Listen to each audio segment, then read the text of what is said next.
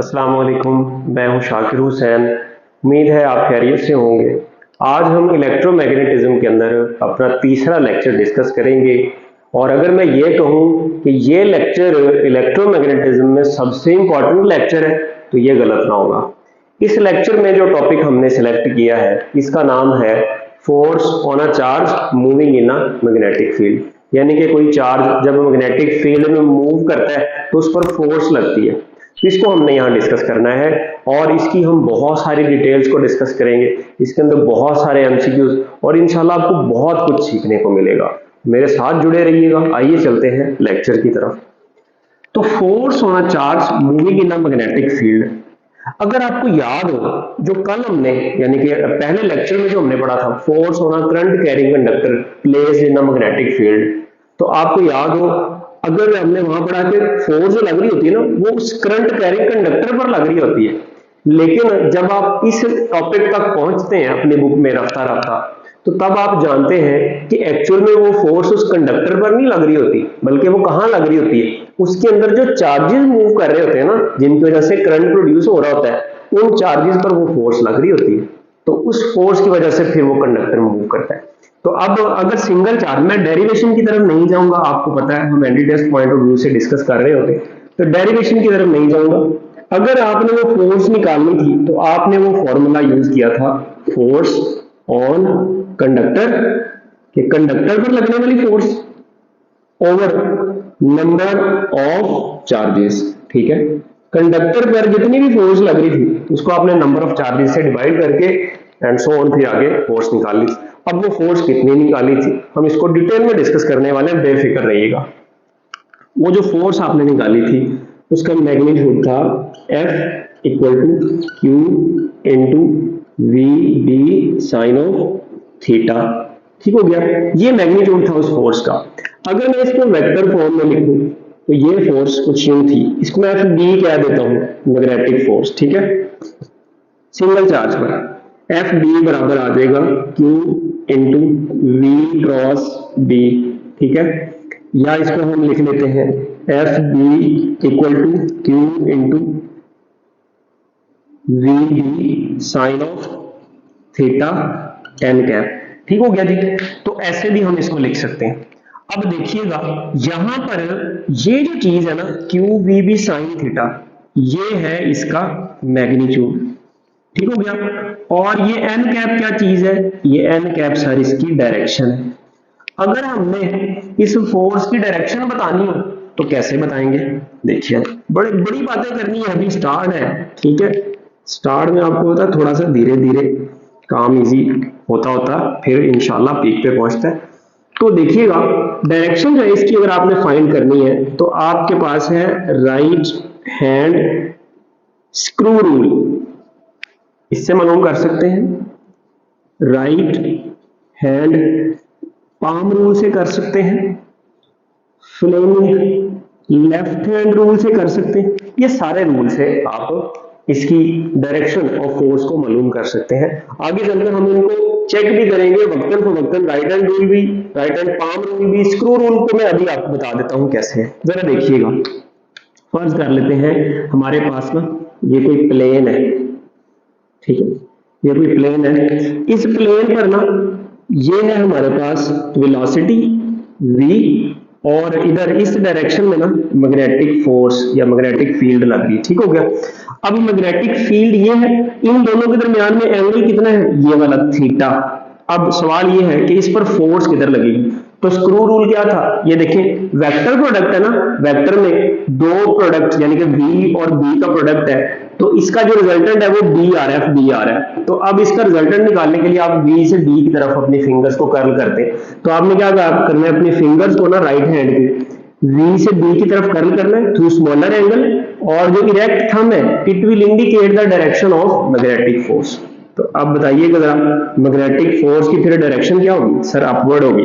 क्यों, क्योंकि ऐसे जब आपने कर्ल किया ना तो डायरेक्शन किधर आएगी, अपवर्ड, v क्रॉस b। ठीक हो गया, तो अब ये जिस प्लेन में v और b होंगे ना तो मैग्नेटिक फोर्स की डायरेक्शन किधर होगी, उसके परपेंडिकुलर। ठीक है, यहां मैं एक बात लिख देता हूं डायरेक्शन के हवाले से जो कि सबसे अच्छी बात है।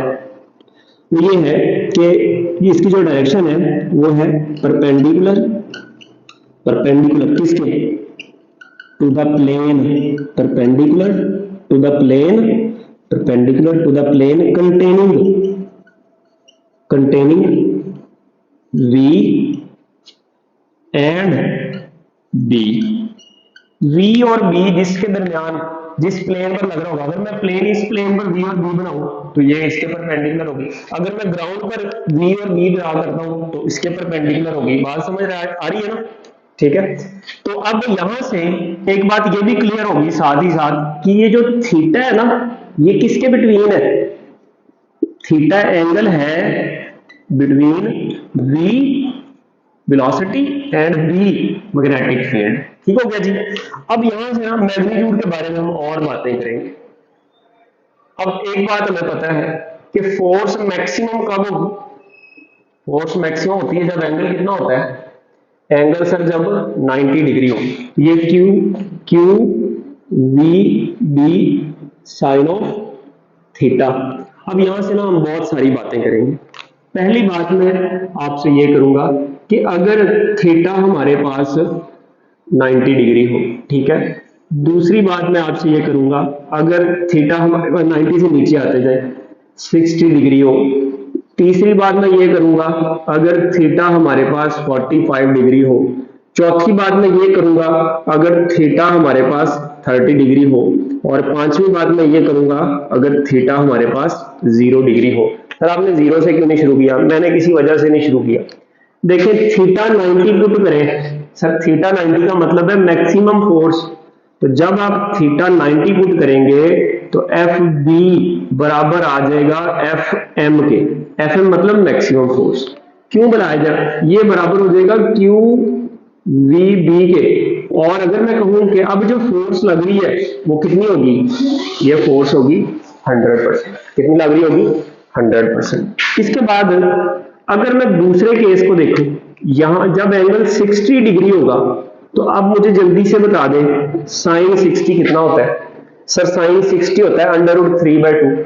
तो इसका मतलब हुआ कि जब एंगल 60 डिग्री V और B के दरमियान में एंगल 60 डिग्री होगा तो उस वक्त हमारे पास जो फोर्स आएगी वो मैक्सिमम का √3/2 आ जाएगी। इसको सॉल्व करें ना, ये आता है 0.866। तो मैक्सिमम का कितने परसेंट होगी? 86 कह लें सर, 87 कह लें, चले 87%। ठीक हो गया, किसके? मैक्सिमम के 87% फोर्स आ गई। दूसरी बात 45 डिग्री कितना होता है? सर 45 डिग्री चाहे साइन हो चाहे कॉस हो, ये होता है 1/√2। ठीक है, तो अब ऊपर कौन है? ऊपर मैक्सिमम फोर्स। तो मैक्सिमम फोर्स का 1/√2 टाइम आ जाएगा। और 1/√2 टाइम कितना होता है? सर ये होता है 0.707 टाइम ऑफ मैक्सिमम फोर्स। तो इसको परसेंटेज में लेके जाए, सर 70% कर लें, चलें 70 कर लें, 71 कर लें, ठीक है, एक ही बात है। चलें ये 70% किसका? मैक्सिमम फोर्स का 70%। ठीक है, अगर एंगल 30 डिग्री हो जाए फिर क्या सीन होगा? सर फिर सीन ये होगा साइन 31/2 होता है। टेबल पहले ओरिएंटेशन वाले लेक्चर में बताया हुआ है, सबसे इंपॉर्टेंट है। देखिए फर्स्ट ईयर भी खत्म होगी, सेकंड ईयर भी खत्म होने वाली है, दरमियान में पहुंच गए, अब भी वो साइन कॉस टेन चल रहे हैं। टेबल बहुत इंपॉर्टेंट है बच्चे, टेबल लाजमी याद करना है। इन एनी केस याद करना है, चाहे क़यामत आ जाए टेबल लाजमी आना चाहिए।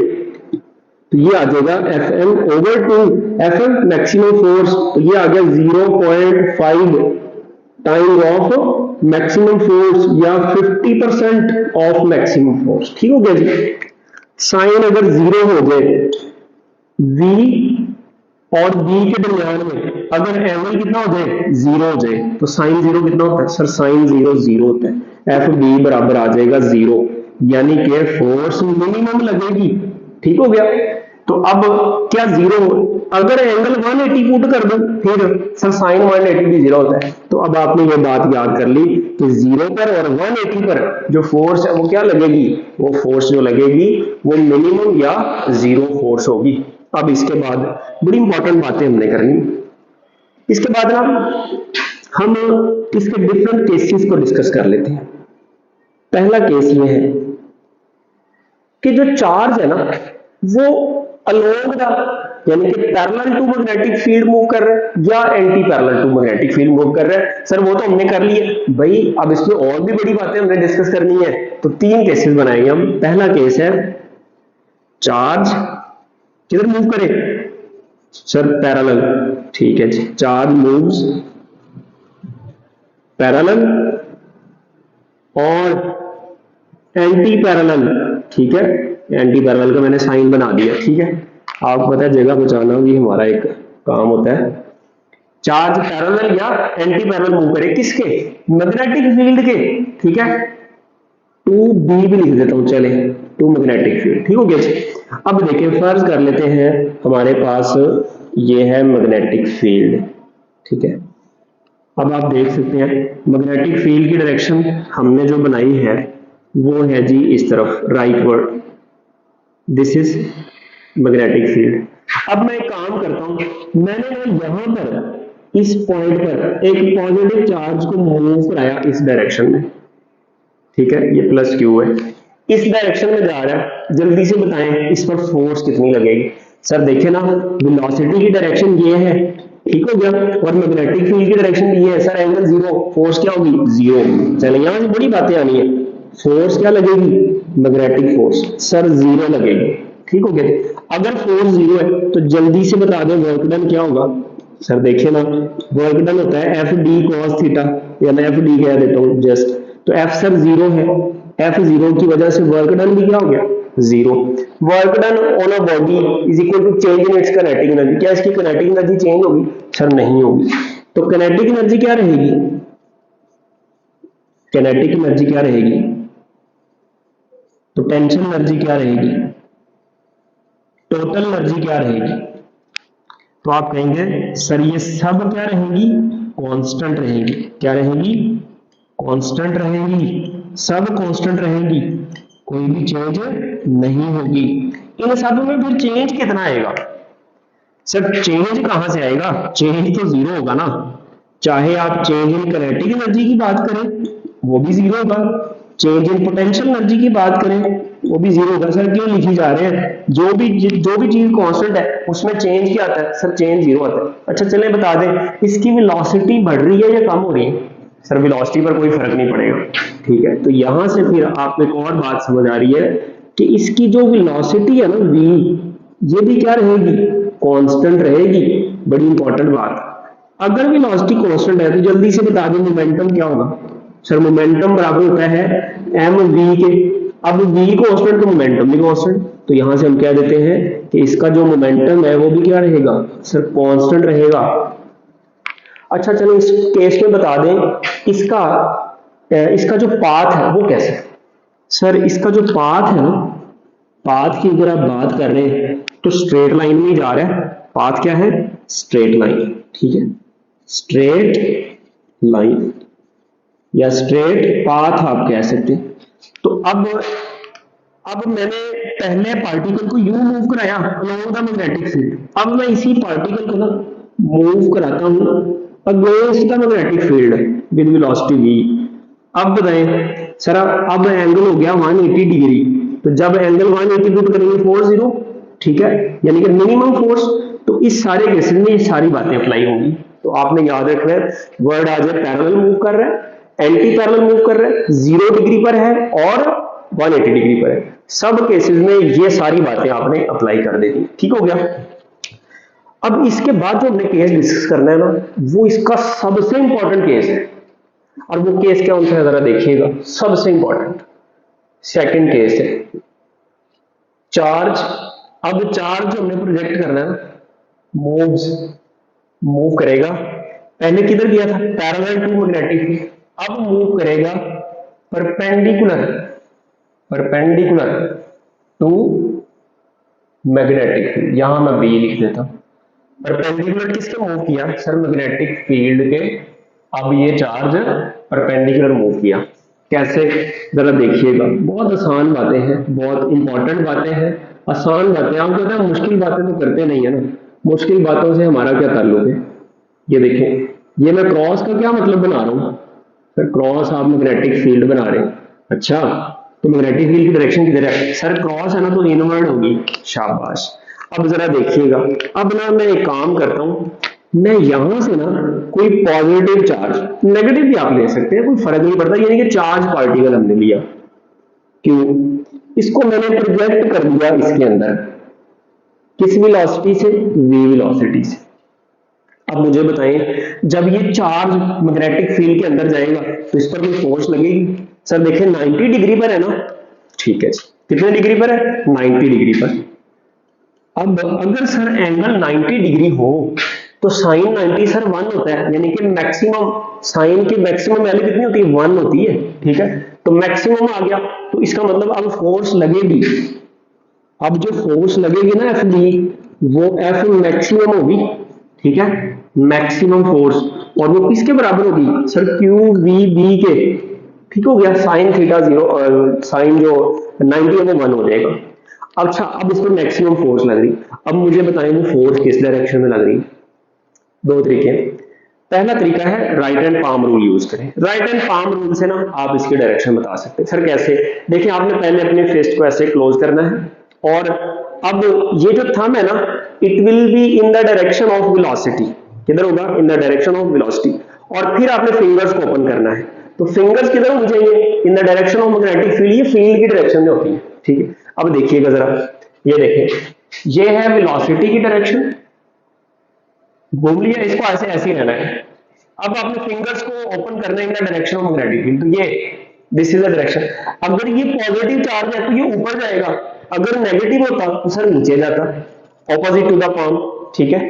तो अब ये पॉजिटिव चार्ज है, इस पर जो फोर्स लगेगी किधर लगेगी, इन द अपवर्ड डायरेक्शन, ठीक है। तो इस पर मैं फोर्स बना देता हूं यहां पर, ये देखिए, ये चार्ज पार्टिकल है ना, ये रहा चार्ज पार्टिकल, और इस चार्ज पार्टिकल पर जो फोर्स लगेगी वो किधर लगेगी, अपवर्ड, ठीक है। ये कौन सी फोर्स है सर, एफ बी, ये मैग्नेटिक फोर्स है। मुझे जल्दी से बता दें, यहां पर जो वेलोसिटी की डायरेक्शन है वो किधर है सर, वेलोसिटी की डायरेक्शन तो अलोंग द टेंजेंट होगी ना, स्ट्रेट जा रहा था, तो ये वेलोसिटी की डायरेक्शन है, ठीक है।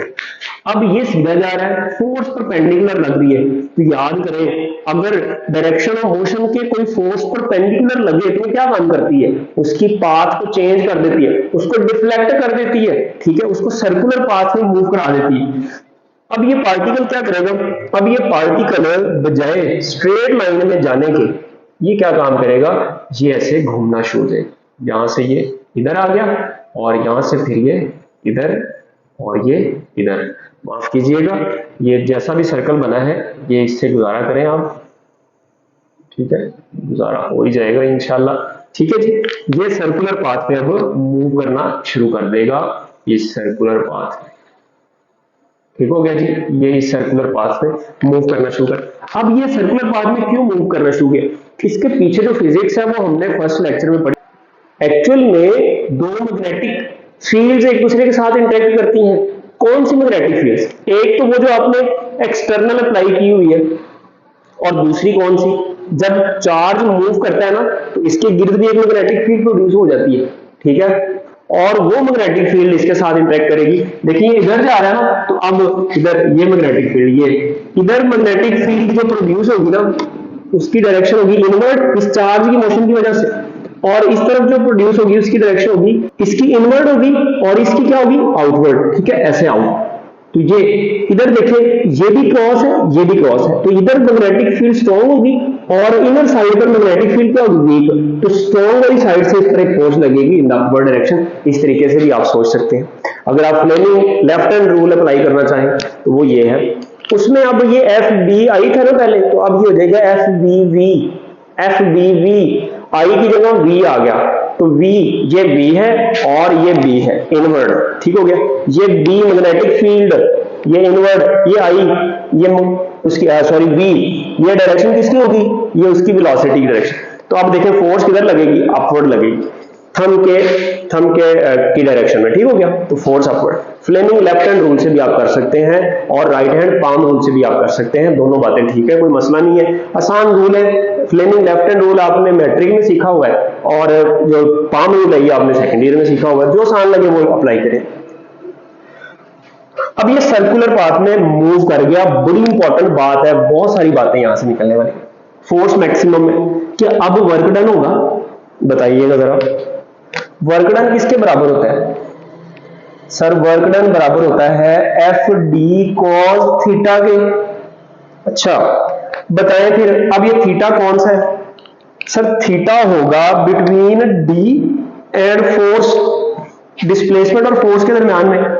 तो डिस्प्लेसमेंट और फोर्स के दरमियान में थीटा कितना है सर? डिस्प्लेसमेंट की वही डायरेक्शन होगी जो वेलोसिटी की डायरेक्शन है, ठीक हो गया। डिस्प्लेसमेंट की वही डायरेक्शन होगी जो वेलोसिटी की डायरेक्शन है। अब वेलोसिटी की डायरेक्शन हर पॉइंट पर क्या हो रही है? चेंज हो रही है। किधर है? Along the tangent. यहां पर अगर वेलोसिटी की डायरेक्शन ये है तो फिर जो फोर्स है उसकी डायरेक्शन किधर है? ये इनवर्ड, ठीक हो गया। तो मैग्नेटिक फोर्स हमेशा इनवर्ड रहेगी और ये अलोंग द टेंजेंट रहेगी। एंगल कितना रहेगा? 90 डिग्री। तो वेलोसिटी की डायरेक्शन में डिस्प्लेसमेंट क्यों है? क्योंकि हमने पढ़ा हुआ है the direction of velocity is along the displacement, ठीक है, या along the change in displacement, ठीक है। ये बात आपने फोर्स एंड मोशन वाले में टॉपिक में पढ़ी हुई है, ठीक है। तो अब यहां पर थीटा कितना हो गया सर? देखिए फोर्स और ये एंगल आ गया हमारे पास 90 डिग्री। कितना आ गया? 90 डिग्री। तो सर cos 90 जो होता है ना वो होता है 0। यहां कितना पुट कर दिया? 90। cos 90 0, तो वर्क डन क्या आ गया सर? 0 आ गया। तो इसका मतलब हुआ अब सर्कुलर केस में भी वर्क डन 0 हो गया। यहां से मैं एक बात बता देता हूं, याद रखें, भूले ना, कि जो work done by magnetic force है ना वो 0 होता है। क्या होता है? 0 होता है। याद है जाएगा इन एनी केस, ठीक है, जो मर्जी एंगल हो, इट डजंट मैटर। बात बड़ी इंपॉर्टेंट है, लिख रहा हूं, W बाय एफ डी क्या होगा? 0, ऑलवेज 0 होगा, ठीक है। और क्यों 0 होगा इसकी एक और भी बात है, वो आप ये लिख सकते हैं कि F D is just a deflecting force, ठीक है। ये कौन सी फोर्स है? सिर्फ डिफ्लेक्टिंग फोर्स है। ये डिफ्लेक्ट करेगी, सिर्फ पाथ को चेंज करेगी, मैग्नीट्यूड को चेंज नहीं करेगी, ठीक हो गया। तो जब ये वर्क नहीं करेगी तो वर्क डन 0 हो गया। अब जब वर्क डन 0 हुआ तो मुझे बताएं, ये जो तीनों बातें मैंने लिखी हैं, kinetic energy, potential energy, total energy, ये सारी क्या रहेंगी? कांस्टेंट रहेंगी। मैं जल्दी से इनको लिख देता हूं क्योंकि हमने ये बात कर ली हुई है। किनेटिक एनर्जी, पोटेंशियल एनर्जी और तीसरे नंबर पर कौन है? टोटल एनर्जी, ठीक हो गया। ये सब क्या रहनी है सर? ये कांस्टेंट रहनी है सर, ये कांस्टेंट रहनी है। अब अगर ये कांस्टेंट रहनी है तो जल्दी से बता दें, वेलोसिटी और मोमेंटम भी कांस्टेंट रहेगा? बताइएगा जरा, वेलोसिटी और मोमेंटम बता दें सर। वेलोसिटी कांस्टेंट नहीं रहेगी। क्यों नहीं रहेगी भाई? वेलोसिटी वेक्टर है, और जब वेलोसिटी वेक्टर है तो ये दो चीजों की वजह से चेंज हो सकता है। डायरेक्शन में चेंज है तब भी चेंज होगी, मैग्नीट्यूड में चेंज है तब भी चेंज होगी। यहां मैग्नीट्यूड यानी कि उसकी स्पीड तो चेंज नहीं हो रही, लेकिन कौन चेंज हो रहा है सर? उसकी डायरेक्शन चेंज हो रही है। अगर डायरेक्शन चेंज हो रही है तो इसका मतलब वेलोसिटी चेंज हो रही है, वेरिएबल है, कांस्टेंट नहीं है। अब अगर वेलोसिटी कांस्टेंट नहीं है तो क्या मोमेंटम कांस्टेंट होगा? अब सर मोमेंटम भी कांस्टेंट नहीं रहा तो P भी क्या हो जाएगा? वेरिएबल हो जाएगा, ये भी कांस्टेंट नहीं रहेगा, ठीक हो गया। अब यहां से इसके पाथ की भी बात कर लेते हैं, इसका पाथ कैसा होगा। अभी मैंने इसी केस के वाले से बड़ी बातें करनी है, परेशान हो ये लिया। इसका पाथ देखते हैं, पाथ इसका क्या बनेगा सर? पाथ तो अब क्लियर है ना, देखिए सर्कुलर पाथ है। चलें जी, शाबाश, क्लियर है तो बस मैं यहां लिख के ना आगे निकल जाता हूं। सर्कुलर पाथ हो गया। अब पाथ सर्कुलर है, यहां जो फोर्स लग रही है ना, ये जो फोर्स, ये मैग्नेटिक फोर्स, ये कौन सा काम कर रही है sir? Magnetic force basically centripetal force का काम कर रही है, यानी कि यहां पर जो सेंट्रीपिटल फोर्स है वो मैग्नेटिक फोर्स दे रही है, ठीक है।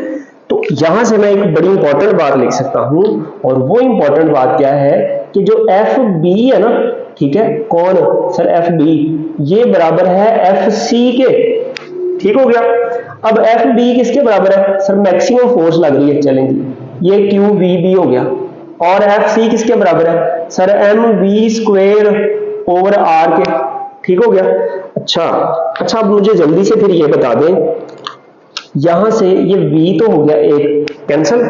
अगर मैं इसका रेडियस निकालना चाहूं, इस चार्ज पार्टिकल का रेडियस कितना है, यानी कि ये रेडियस है ना, यहां सेंटर पर कोई ना कोई रेडियस तो होगा, सर्कल है अगर, तो वो कैसे निकालेंगे सर, ये इधर ले आए तो इसका रेडियस निकालने का फॉर्मूला आ जाएगा mv, ये एक v रह गया और ये qb इधर आके क्या हो गया सर, डिवाइड हो गया।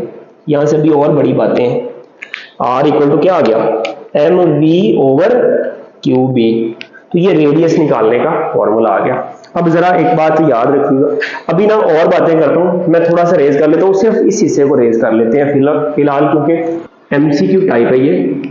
एक इलेक्ट्रॉन है और एक प्रोटॉन है, एक मैग्नेटिक फील्ड में एंटर होते हैं, सेम है उनकी मैग्नेटिक फील्ड, सेम है जिस पे एंटर हुए, सेम स्पीड से एंटर हुए। जल्दी से बताएं रेडियस किसका ज्यादा होगा, रेडियस किसका ज्यादा होगा, क्या रेडियस इलेक्ट्रॉन का ज्यादा होगा या प्रोटॉन का?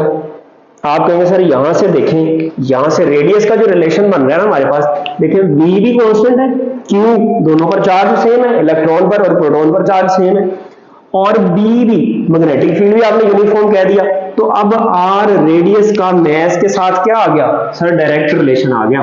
रेडियस का मैस के साथ क्या आ गया, डायरेक्ट रिलेशन आ गया। तो अब जिसका मैस ज्यादा होगा उसका रेडियस भी क्या बनेगा, ज्यादा बनेगा। अब किसका मैस ज्यादा है सर, जो प्रोटॉन है ना वो इलेक्ट्रॉन से 1836 टाइम ज्यादा है, ज्यादा हैवियर है, तो इसका मतलब हुआ कि अब जो रेडियस ज्यादा होगा वो किसका होगा, रेडियस ग्रेटर किसके लिए होगा, फॉर प्रोटॉन, तो प्रोटॉन के लिए रेडियस ग्रेटर होगा। ठीक हो गया। एक्चुअली अब यहां से ना और बातें मैंने करनी है, ठीक है, ये देखें यहां से ना मैं एक काम करता हूं, उसी फॉर्मूला से मैं इस r को इधर ले आता हूं, या यूं कहें ये वाला फॉर्मूला लेते हैं, हमने वहां पढ़ा QB बराबर है, QB किसके बराबर है सर, QB बराबर है mv ओवर r के, शाबाश, mv ओवर r के। यहां से ना अब मैं तीन बातें करने वाला हूं। पहली बात मैं करने लगा हूं एंगुलर फ्रीक्वेंसी, एंगुलर फ्रीक्वेंसी। अगर आपने एंगुलर फ्रीक्वेंसी निकालनी हो, रेडियस के कुछ और फॉर्मूलाज भी ना बता दूं आपको पहले, सर बता दें, ये देखिएगा रेडियस के और फॉर्मूलाज, वो देखें r equal to mv over qb है ना, तो mv किसके बराबर होता है सर, mv बराबर होता है p के, तो p ओवर qb भी आ गया, p कौन है सर, मोमेंटम है। ठीक हो गया। और भी बता दूं रेडियस का फॉर्मूला, सर बता दें, देखिए p इक्वल टू क्या होता है, मोमेंटम आ गया ना, तो मोमेंटम हमने पढ़ा हुआ है ये बराबर होता है under root 2m into kinetic energy, ठीक है, ओवर क्या आ गया, qb ऐसे ही आ गया। फर्दर और फॉर्मूला बता दूं, बता दें सर, किनेटिक एनर्जी किसके बराबर होती है सर, qv के। तो अब इसको फर्दर सॉल्व करेंगे ना, तो ये कुछ यूं बन जाएगा 1 ओवर बी अंडर रूट क्या आएगा 2m into we over Q.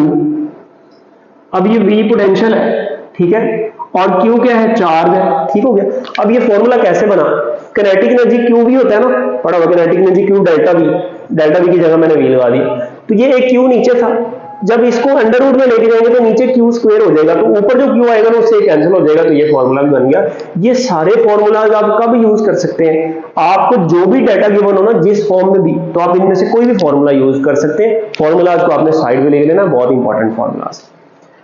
मैं बात करने जा रहा था एंगुलर फ्रीक्वेंसी, तो एंगुलर फ्रीक्वेंसी का फॉर्मूला क्या बनेगा, देखिए ओमेगा इक्वल टू क्या होता है sir, v over r, v equal to r omega, तो omega equal to sir v over r, यहां से v ओवर r इधर ही रहने दें, m मल्टीप्लाई हो रहा है इधर क्या हो जाएगा सर, डिवाइड, तो देखें ओमेगा बराबर आ जाएगा v over r equal to क्या हो गया सर, qb ओवर m के, ये m इधर आ गया, v ओवर r आ गया, v ओवर r को मैंने ओमेगा कह दिया साथ, तो ओमेगा इक्वल टू आ गया qb ओवर m। ये याद रखना है, भूलना नहीं है, वेरी इंपॉर्टेंट फॉर्मूला। अगर आपने एंगुलर फ्रीक्वेंसी मालूम करनी हो ठीक है, तो आप कैसे कर सकते हैं, इस फॉर्मूला से कर सकते हैं। मैं आपसे एक आपको क्वेश्चन कह देता हूं कि अगर मैग्नेटिक फील्ड, आप खुद सॉल्व कर लें, मतलब बहुत सारे सवाल बनाए जा सकते हैं, क्योंकि टॉपिक थोड़ा सा लेंथी है, तो अभी मैं क्वेश्चंस की रेशो कम कर रहा हूं।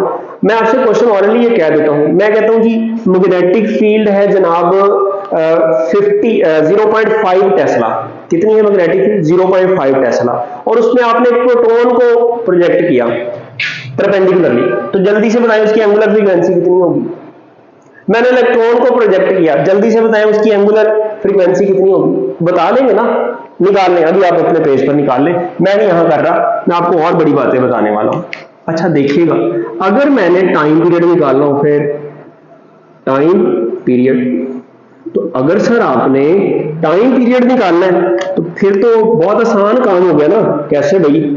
सर हमें पता है ओमेगा इक्वल टू होता है 2 पाई ओवर टी, 2 पाई एफ होता है ना, 2 पाई एफ, तो 2 पाई एफ की जगह मान ओवर टी, तो ओमेगा इक्वल टू हो गया 2 pi over T.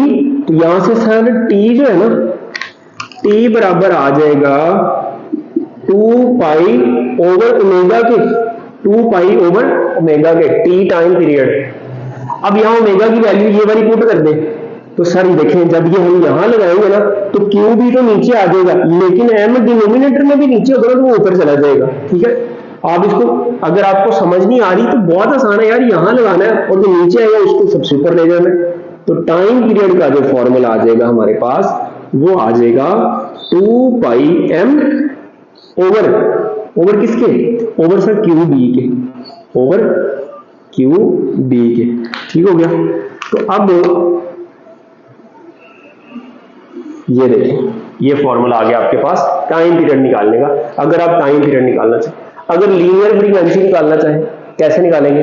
Sir time period का रेसिप्रोकल होता है लीनियर फ्रीक्वेंसी, इसको इन्वर्ट कर दें, बता दूं? सर बता दें, ठीक है।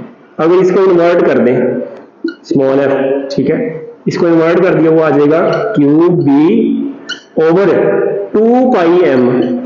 ठीक है, तो इस फॉर्मूला से आप उसकी लीनियर फ्रीक्वेंसी भी निकाल सकते हैं। ठीक है, अगर निकालना चाहे।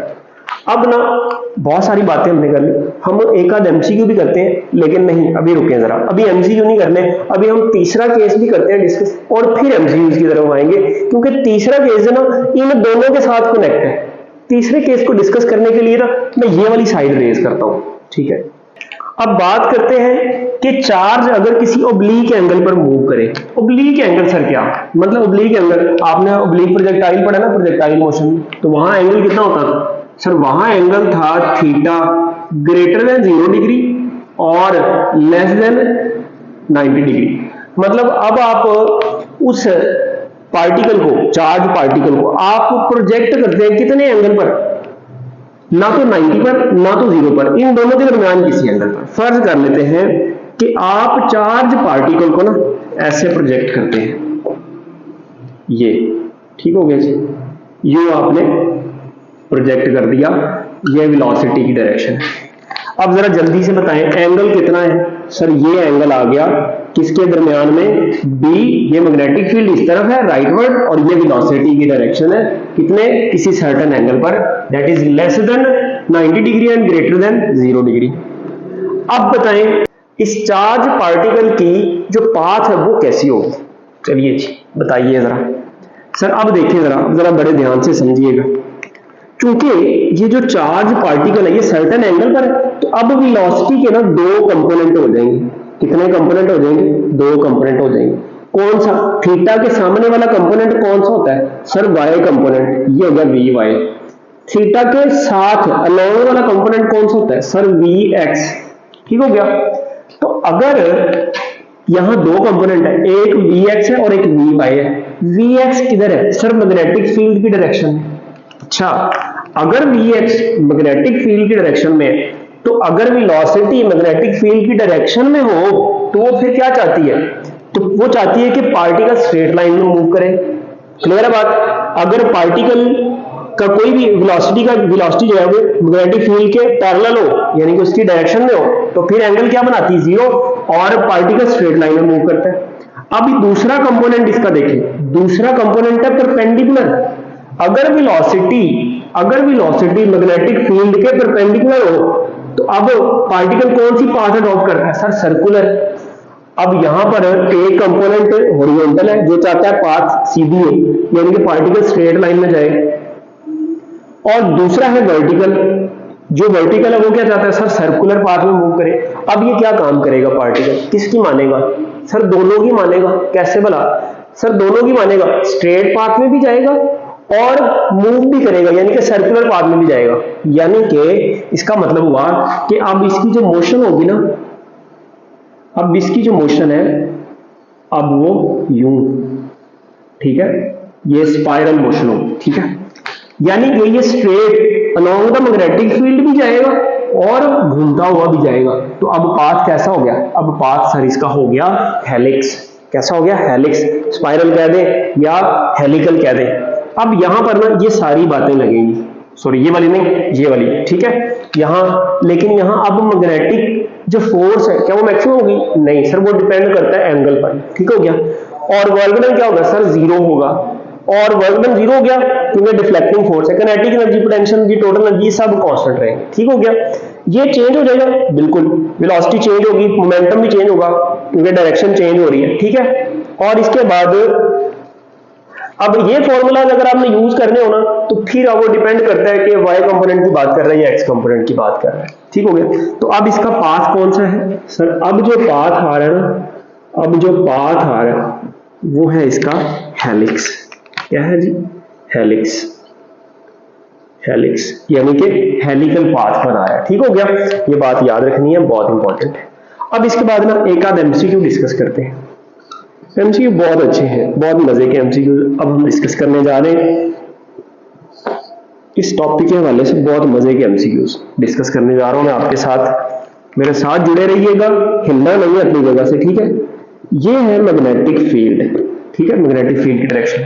मैं आपसे कहता हूं कि आपके पास ना एक इलेक्ट्रॉन है, ठीक है। एक इलेक्ट्रॉन को ना आपने यहां रख दिया, किस जगह पर? यहां पर आपने एक इलेक्ट्रॉन को रख दिया इस मैग्नेटिक फील्ड के अंदर। बताएं इलेक्ट्रॉन किस डायरेक्शन में जाएगा? राइटवर्ड जाएगा, बैकवर्ड जाएगा, अपवर्ड जाएगा या डाउनवर्ड जाएगा? किधर जाएगा? जल्दी से बता दें। सर आपने रख दिया है, रेस्ट में इलेक्ट्रॉन, तो अगर सर इलेक्ट्रॉन रेस्ट में है तो उस पर मैग्नेटिक फोर्स नहीं लगेगी। सर क्यों नहीं लगेगी? सर इसलिए नहीं लगेगी क्योंकि एफ बी बराबर होता है q v b. Velocity zero है भाई, चार्ज बेशक चार्ज पार्टिकल है लेकिन मूव तो नहीं ना कर रहा। फोर्स कब लगनी है? जब मूव करेगा, मूव करेगा तो तब फोर्स लगनी है। तो अब मूव करता भी तो फिर हम ये भी बताते हैं कि डायरेक्शन कौन सी है।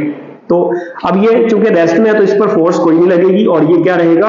ये रेस्ट में रहेगा, तो इस पर जो फोर्स लगेगी वो हो जाएगी जीरो, ठीक हो गया। और ये किसी डायरेक्शन में मूव नहीं करेगा, it will remain at rest. अच्छा ना कुछ बातें याद रखने, किन केसेस में ना मैग्नेटिक फोर्स जीरो होगी, बड़ी इंपॉर्टेंट बातें हैं, ठीक है।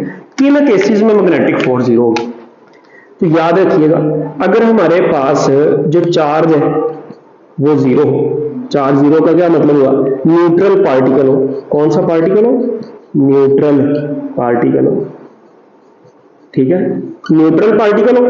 दूसरी बात, अगर हमारे पास मैग्नेटिक फील्ड जीरो हो, अगर हमारे पास यहां पर चार्ज जीरो हो गया, मैग्नेटिक फील्ड जीरो होगी और चार्ज किस में हो? रेस्ट में हो, यानी कि V जीरो हो, या हमारे पास जो थीटा है ये जीरो हो या 180 डिग्री हो, इन सारे केसेस में जो मैग्नेटिक फोर्स है वो क्या लगेगी? जीरो लगेगी। याद रखने बोले नहीं। मिसाल के तौर पर मैं आपसे एक एमसीक्यू पूछता हूं, मैं कहता हूं आपने ना एक न्यूट्रॉन को ना मूव करा दिया एक मैग्नेटिक फील्ड में, बताएं इस पर फोर्स किस डायरेक्शन में लगेगी? शाबाश, जल्दी से बताएं। आप कहेंगे सर न्यूट्रॉन है, न्यूट्रल पार्टिकल है, तो न्यूट्रल पार्टिकल पर तो कोई फोर्स लगती, तो अब इसका भी आंसर क्या होगा? जीरो होगा। शाबाश। अब ना जरा एक और एमसीक्यू आपसे पूछता हूं, एक और एमसीक्यू आपसे पूछता हूं। ये ना कोई सर्टेन रीजन है, ठीक है, ये कोई सर्टेन रीजन है मैग्नेटिक फील्ड का। अभी हमने बहुत सारे एमसीक्यूज करने हैं, ठीक है। इस रीजन में ना आपने चार पार्टिकल को मूव कराया, अल्फा को और प्रोटॉन को, इलेक्ट्रॉन को और न्यूट्रॉन को, ठीक है। 4 पार्टिकल आपने मूव करवाए। तो आपने देखा कि एक पार्टिकल जो है ना वो स्ट्रेट चला गया है और दूसरा पार्टिकल राइटवर्ड चला गया है और तीसरा पार्टिकल भी राइटवर्ड चला गया है और एक जो चौथा पार्टिकल है वो जो है वो किधर चला गया है, वो ये ज्यादा मैंने कर दिया है, ये चला गया। अब बताएं, अगर मैं इनको कोई नाम दे दूं, लेट्स सपोज ये ए है, ये बी है, ये सी है, ये डी है, which of the following is electron, इनमें से कौन सा इलेक्ट्रॉन होगा। इस रीजन में ना मैग्नेटिक फील्ड अप्लाई की है, इनवर्ड आउटवर्ड ये बताया ही नहीं है, इस रीजन में मैग्नेटिक फील्ड है। ये आपके सामने एरिया क्वेश्चन है कि बताएं इलेक्ट्रॉन कौन सा है इनमें से, कौन बताना है इलेक्ट्रॉन, ए है, बी है, सी है या डी है। शाबाश, आपने दुरुस्त जवाब दिया। ए कौन है, इलेक्ट्रॉन है। कैसे पता चला सर, हमें ऐसे पता चला कि ये दोनों पॉजिटिव है ना, तो ये एक तरफ डिफ्लेक्ट होंगे, ठीक है, ये दोनों एक तरफ डिफ्लेक्ट हुए, तो इनमें से एक अल्फा है, एक प्रोटॉन है। जो सीधा चला गया ना वो न्यूट्रॉन है। ये कौन है, ये न्यूट्रॉन है। सर न्यूट्रल है ना, मैग्नेटिक फील्ड इफेक्ट नहीं करेगी। अब इन दोनों में से बताएं अल्फा कौन है और प्रोटॉन कौन है। सर अभी तो आपने बताया कि रेडियस का मास के साथ डायरेक्ट रिलेशन होता है। अगर फर्ज करें वेलोसिटी सेम थी, तो रेडियस का अगर मास के साथ डायरेक्ट रिलेशन है तो जिसका मास ज्यादा होगा वो रेडियस बड़ा बनाएगा। तो ये वाला कौन है फिर, सर ये अल्फा है। ये वाला कौन है फिर, सर इसका मास कम है ना प्रोटॉन का, तो फिर ये प्रोटॉन है। ठीक हो गया। तो ये क्वेश्चन भी आप इस तरह से कर सकते हैं। और क्वेश्चन करते हैं, यहां पर एक और क्वेश्चन मैं आपसे कर लेता हूं। यहां ना आपको एक मैग्नेटिक फील्ड दी हुई है, ठीक है, क्या दिया हुआ है, मैग्नेटिक फील्ड। इस मैग्नेटिक फील्ड में ना बड़े ध्यान से, इस मैग्नेटिक फील्ड के अंदर ना आपने एक चार्ज पार्टिकल को प्रोजेक्ट किया और वो नीचे चला गया। यहां से एक चार्ज पार्टिकल को आपने प्रोजेक्ट किया, वो भी नीचे चला गया। तो जल्दी से बताएं ये जो ए पार्टिकल है इस पर कौन सा चार्ज है और बी पर कौन सा चार्ज है। समझ आ रही है। दोनों को आपने मूव कराया इन द मैग्नेटिक फील्ड और दोनों डाउनवर्ड डिफ्लेक्ट हो गए। तो बताएं ए कौन सा चार्ज है, पॉजिटिव है, नेगेटिव है, न्यूट्रल है, ठीक है। बी कौन सा चार्ज है, पॉजिटिव है, नेगेटिव है, न्यूट्रल है। जल्दी से बताएं। करें राइट हैंड पाम रूल, ठीक है, फ्लेमिंग लेफ्ट हैंड रूल भी लगा सकते हैं, right hand palm rule use करते हैं। ये पहले थंब ओपन किया, ये वेलोसिटी की डायरेक्शन, मैग्नेटिक फील्ड इनवर्ड है, ये मैग्नेटिक फील्ड इनवर्ड, तो अब यूं जा रहा है तो ये इनवर्ड।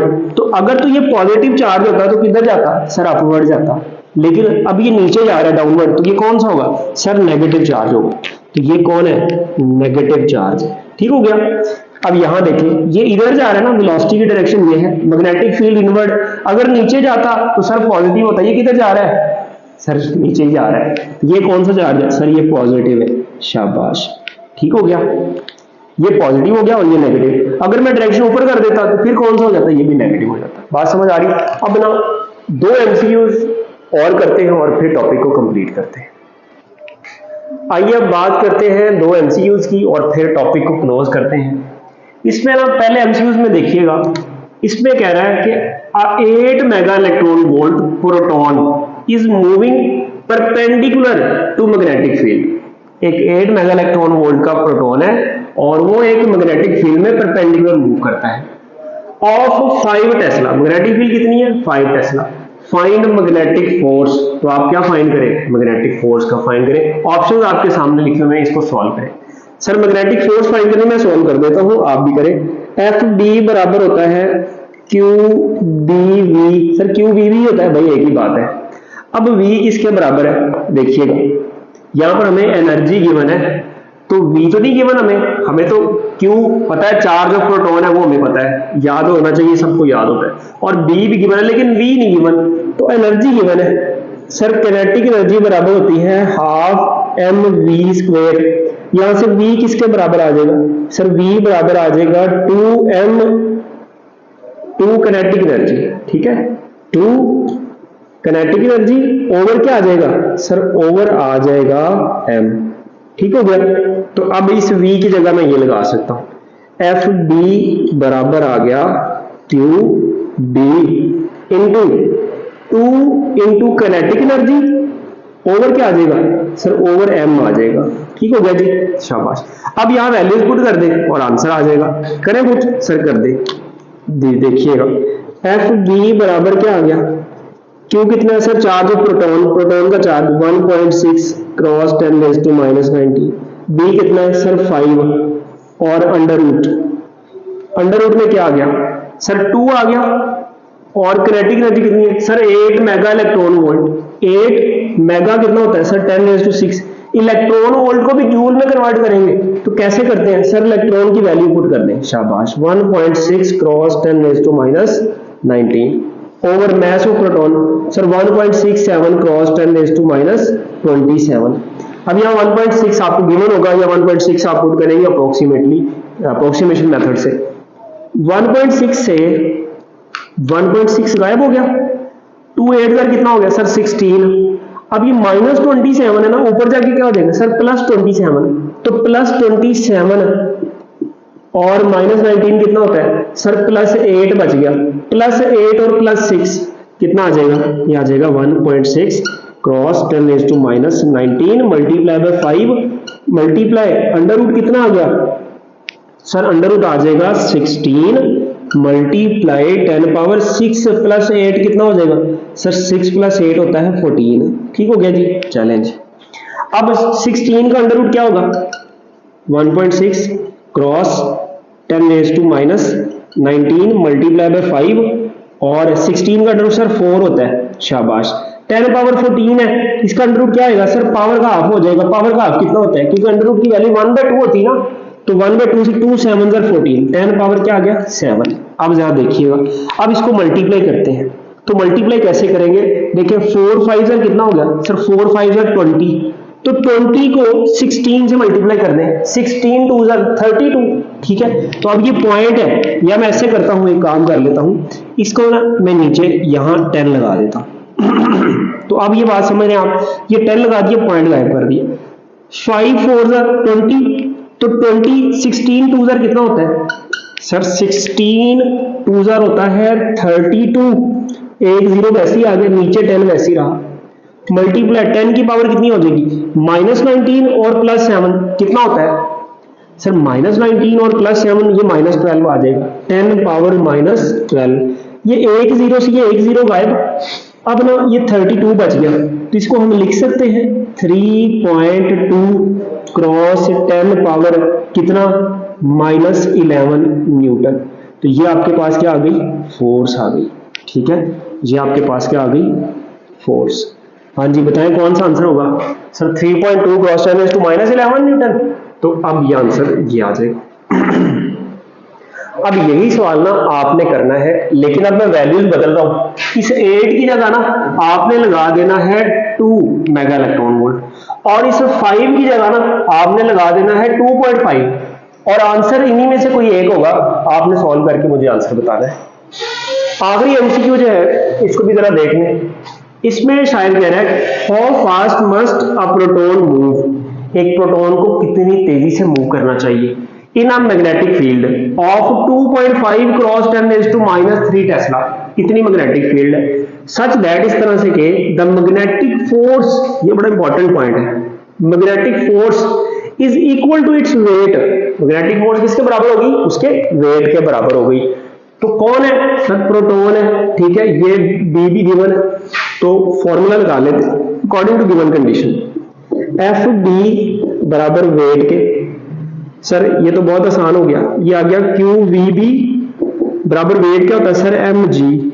ठीक हो गया, वी निकालना सर, वी इक्वल टू आ गया एम जी और क्यू बी, तो वी इक्वल टू आ जाएगा m g over q into B.